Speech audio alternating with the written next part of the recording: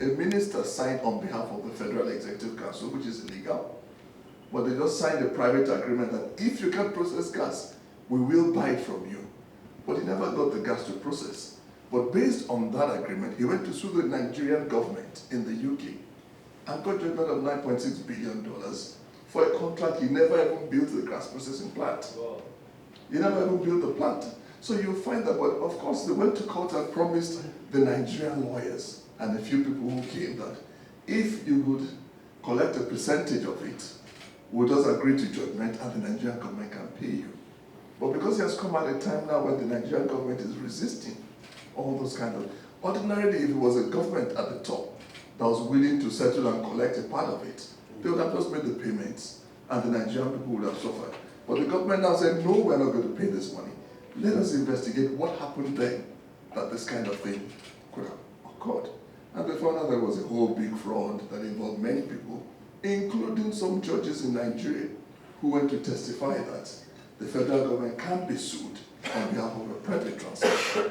So you find that some of this fraud and corruption actually stems from people who are taking advantage, like the people who fall victim of when I write you a letter and say, come and collect money from, you know these letter scams that you see, these email scams that I've given Nigerian name. So I write you and says, oh, you can make, my father died and you can come and share the profit, or you got, I mean, I've been approached by many people who say, I've received a letter from the Nigeria, and somebody says, we can collect money from, I said, did you do any work in Nigeria? I said, no, that's not the important thing. We were rich enough to have money to collect. I said, no, wait.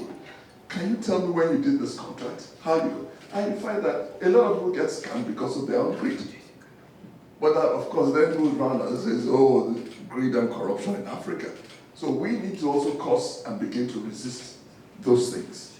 However, the infrastructure challenges as you go. You will find that the roads are not so good.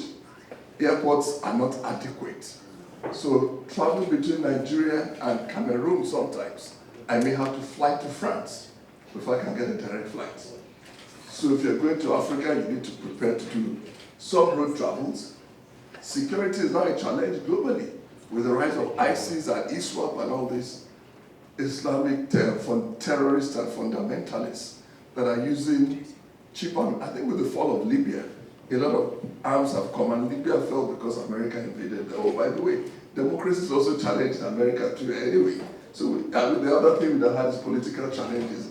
But when you're doing agreements and you're doing business, you have to make sure that you find robust securitization. How do you get your money out? How do you get your money back is always a challenge. Because you find that when there's a change in government, it's difficult to get the money out. The new government doesn't want to pay what the old government owes you. So in the time those months, you have to make sure that you're not depending on government to make your payments. A lot of people are always looking at the government to make payments, but you need to ensure that your transactions are such that the transaction can pay for itself. But when you're looking at, well, I want government security, I've heard a lot of people talk about the sovereign guarantee. What does the sovereign guarantee mean to you? At the end of the day, the government changes and the new government comes and says, well, I don't know about this. As we discovered in this case that I mentioned, it was just a fraud. But someone would have said, oh, we have a sovereign guarantee to make payment on what was essentially a fraud. So you need to ensure that those transactions are paid for by themselves. And the last thing, as I mentioned, is that you need to ensure that you can do some road trips. You may need to get a 4x4 when you're making those road journeys, or what they call them here, trucks in America. But you need to, am I correct, sir? You're right, sir. But apart from that, I can assure you that, but the higher the risk, the higher the returns. Sure. The returns, they are very enormous. And very few people who have invested correctly ever leave the place sad. Yeah. Can I add something? Yes, I have a question.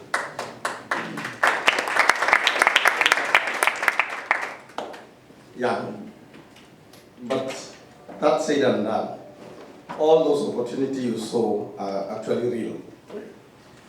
But to speak about corruption, as he has said it, in Kenya there was that SGR, the famous railway line that was put up by this Chinese.